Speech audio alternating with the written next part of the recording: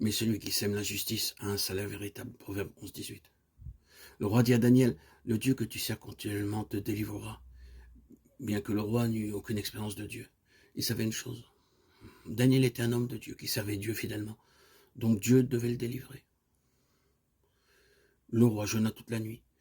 Et il se rendit tôt le matin à la fosse aux lions pour voir ce qui était arrivé. Il appela d'une voix triste, Daniel, serviteur du Dieu vivant, ton Dieu que tu sers avec persévérance, a-t-il pu te délivrer des lions? Sa voix était triste parce qu'il n'avait aucune expérience de Dieu. Qui sait, pensait-il, les lions ont pu dévorer Daniel? Ce n'est que lorsque nous avons le Dieu vivant avec nous que nous avons une réelle foi, sans quoi nos cœurs sont remplis de doute et de crainte.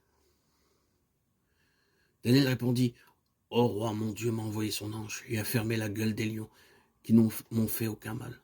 Le roi fut très heureux que son ami Daniel soit sain et sauf.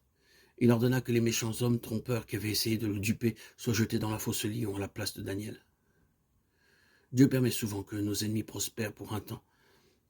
Ils pensent être effectivement en train de prospérer, ne réalisant pas qu'ils vont être punis. À celui qui vaincra et qui gardera jusqu'à la fin mes œuvres, je donnerai autorité sur les nations. Apocalypse 2,6.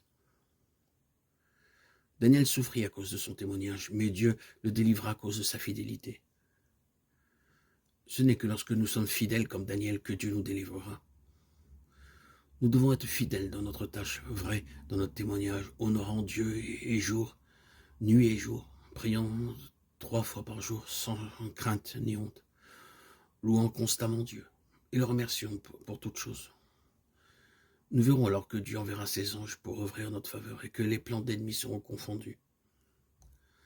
À travers tout cela, Dieu préparait Daniel pour un plus grand ministère. Ce fut la méthode de son éducation. Dieu était maintenant en mesure de lui accorder ces merveilleuses révélations qu'il n'était pas en mesure de recevoir avant. Il se peut que Dieu nous introduise dans un temps de préparation et nous devons être prêts à cela. Il se peut que nous passions par une peine extrême, des épreuves, des souffrances et des déceptions. À travers cela, nous recevrons une foi divine et forte, la vision divine et un esprit excellent provenant de Dieu, nous permettant ainsi de recevoir la révélation de mystères célestes qui, pour l'instant, nous sont cachés. Au début, nos pensées mondaines sont si confuses et dispersées que nous ne voyons pas clairement les choses spirituelles. Mais lorsque nous sommes passés par la période de l'éducation divine, Dieu rend toutes choses claires pour nous et œuvre en notre faveur.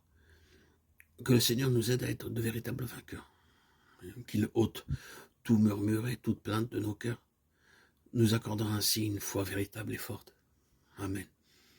Alléluia.